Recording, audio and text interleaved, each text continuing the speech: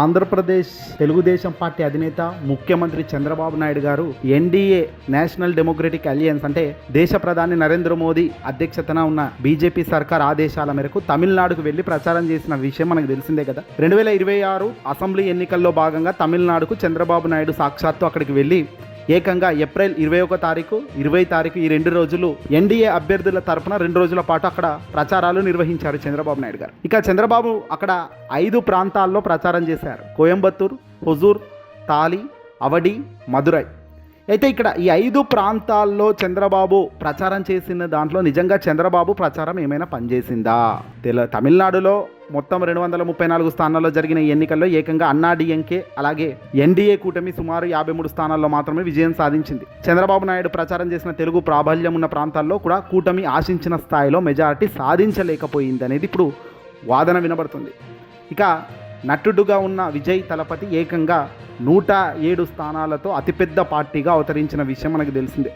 పెద్ద పెద్ద పార్టీలుగా ఉన్న రాజకీయ అనుభవం ఉన్న రాజకీయ నాయకులను సైతం ఓడిపోయేలా విజయ్ తన ప్రభంజనంతో ముందుకు దూసుకొచ్చారు.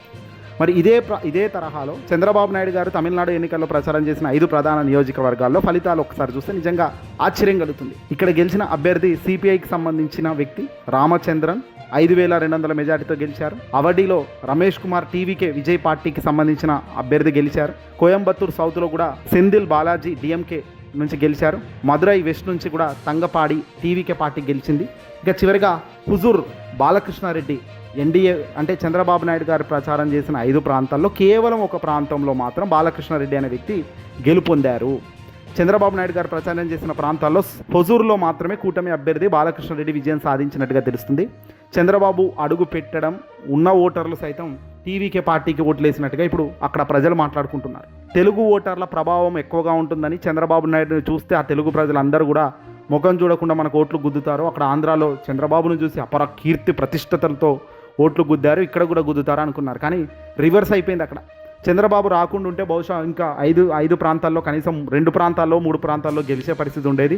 చంద్రబాబు నాయుడు గారు వచ్చాక అక్కడ ఆంధ్రప్రదేశ్లో చెప్పిన మాట చేయకపోగా ఆగం చేస్తున్నాడు. ఎందుకంటే తమిళనాడులో ఉన్న, గుజరాత్లో ఉన్న, కన్నడలో ఉన్న, ఆస్ట్రేలియాలో ఉన్న, ఎక్కడ ఉన్న ప్రపంచంలో తెలుగు ప్రజలు ఆంధ్రప్రదేశ్ రాజకీయాలు తెలుగు ప్రజలు ఖచ్చితంగా చూస్తారు.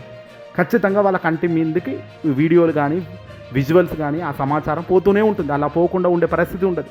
మరి అలాంటప్పుడు చంద్రబాబుని ఎవడైనా ఎందుకు నమ్ముతాడు? చంద్రబాబు నాయుడు గారు సూపర్ 6 ఇస్తానని చెప్పాడు, ఇచ్చాడా? చంద్రబాబు నాయుడు గారు గెలిచేదాకా ఒక మాట చెప్పి గెలిచినాక ఇక్కడ డబ్బులు లేవు, ఖజానా ఖాళీ ఉంది అని, గల్లపెట్టెలో ఏమీ లేవు అని చెబితే నమ్మి తలకాయ ఊపుతారా? జరిగింది అదే. అల్టిమేట్గా చంద్రబాబుకు రావడమే మాకు నష్టం అంటున్నారు. ఇక విజయ్ పార్టీ ప్రభావం ముందు అన్నీ కొట్టుకుపోయాయి.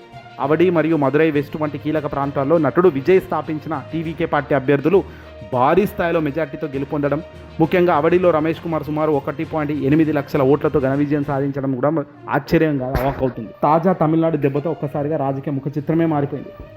కోయంబత్తూర్ సౌత్లో చాలా హోరాహోరీ పోరు సాగింది. చివరకు డిఎంకే అభ్యర్థి సెందిల్ బాలాజీ కేవలం 1991 ఓట్ల స్వల్ప మెజార్టీతో టీవీకే అభ్యర్థిపై గెలిచారు. ఇక్కడ కూటమి అభ్యర్థి 3వ స్థానానికి పరిమితం అయిపోయారు. మొత్తంగా ఈ ఎన్నికల్లో తమిళనాడులో కొత్త రాజకీయ శక్తిగా టీవీకే విజయ్ అవతరించడం వల్ల సాంప్రదాయ కూటములన్నీ కొట్టుకుపోయాయి, వాషౌట్ అయిపోయాయి. అంటే రాజకీయాల్లో ఎప్పుడైనా అందరం కలిసి ఉంటే గెలుస్తాము, ముగ్గురం జతగట్టి ఉంటే గెలుస్తాము అనుకునే ఫార్ములా పక్కన పెట్టాల్సిందే. ప్రజలకు మనం ఏం చేస్తున్నాం అనేది ఇంపార్టెంట్ ఫ్యాక్టర్గా చూడాల్సిందే. ఈరోజు చంద్రబాబు నాయుడు గారు, పవన్ కళ్యాణ్, బీజేపీ ఆంధ్రప్రదేశ్లో కలిసి ఉన్నారు. వీళ్ళు ఏమనుకుంటున్నారు? జగన్ను ఓడించాలంటే మన ముగ్గురం ఇలాగే 15 సంవత్సరాలు కలిసి ఉండాలి అంటున్నాడు పవన్ కళ్యాణ్. ఇంతకు మించిన దారుణమైన రాజకీయ వ్యూహకర్త ఎవడూ లేరు. పవన్ కళ్యాణ్ ఆలోచన మొత్తం వేస్టే. ఇదే పవన్ కళ్యాణ్ టీవీకే పార్టీ అధినేత విజయ్ గారితో ఏమన్నారంట? ఎవరితోనో పొత్తు పెట్టుకో, కనీసం డిప్యూటీ సీఎం హోదా వస్తుంది, పదవిలో ఉంటావు, ఆ తర్వాత ముఖ్యమంత్రికి పోవచ్చు అని అనుకున్నారు. చెప్పారట సలహా. పార్టీ పెట్టి 15 ఏళ్ళు అవుతున్నప్పటికీ ఎలా పార్టీని నడపాలో, ఎంత క్రమశిక్షణ ఉండాలో తెలియని వ్యక్తులు ఇతరులకు సలహాలు ఇస్తే ఎలా ఉంటుంది?